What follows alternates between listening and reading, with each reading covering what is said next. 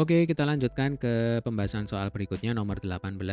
Andai kata kalian sebagai seorang pemilik bank, pemberi pinjaman modal kepada pengusaha kecil menengah, manakah yang akan kalian pilih? Yang A, kalian memberikan bunga 12% per tahun, ataukah yang B, kalian memberikan bunga 1% per tahun, ataukah yang C, kalian memberikan bunga 12 juta rupiah per tahun untuk peminjam sebesar 100 juta rupiah. Ingat, di sini kita berbicara dalam konteks pemilik bank, ya, dari sudut pandang pemilik bank. Maka logikanya adalah semakin banyak bunga yang dibayarkan oleh peminjam modal, kita semakin untung. Ya, Dek ya. Bunga yang banyak itu berarti bersesuaian dengan suku bunga yang tinggi. Nah, 12% dengan 1%, jelas menang yang 12%. Maka yang B ini jelas tidak dipilih. Ya, kita lebih memilih 12%. Sekarang yang C, bunga 12 juta untuk pokok pinjaman 100 juta. Nah, kita cari saja ini setara dengan suku bunga berapa persen. Ya, Dek ya, suku bunga simbolnya adalah I. Untuk mencarinya, rumus yang kita gunakan adalah bunga, ya Dek ya, dibagi dengan pokok pinjaman, nah, dikalikan dengan 100%.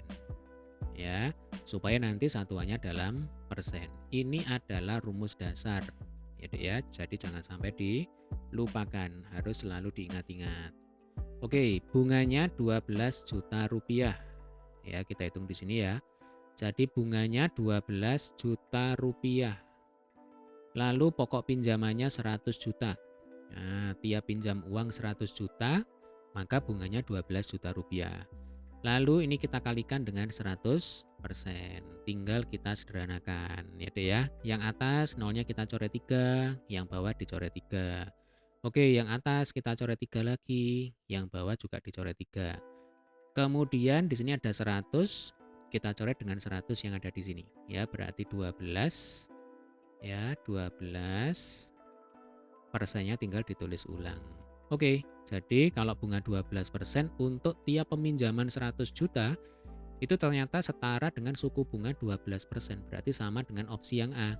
Maka kalau ditanya manakah yang akan kalian pilih, ya berarti kita boleh memilih A atau yang C. Karena toh akhirnya suku bunganya sama aja, yaitu 12%. Ya Dek ya.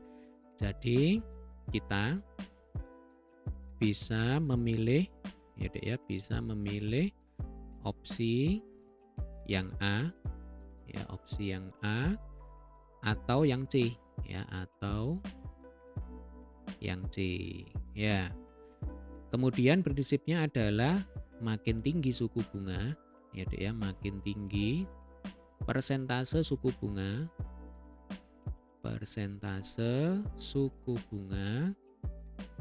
maka makin tinggi, ya Dek ya, maka makin tinggi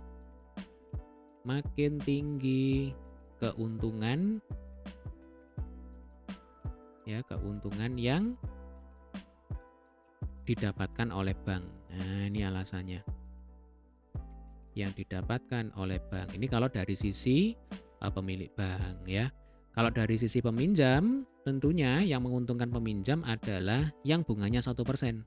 Ya kan, karena dia bayar bunganya lebih rendah dibandingkan dengan kalau suku bunganya 12%. Ya, jadi sekali lagi kita bisa memilih opsi yang A atau yang C.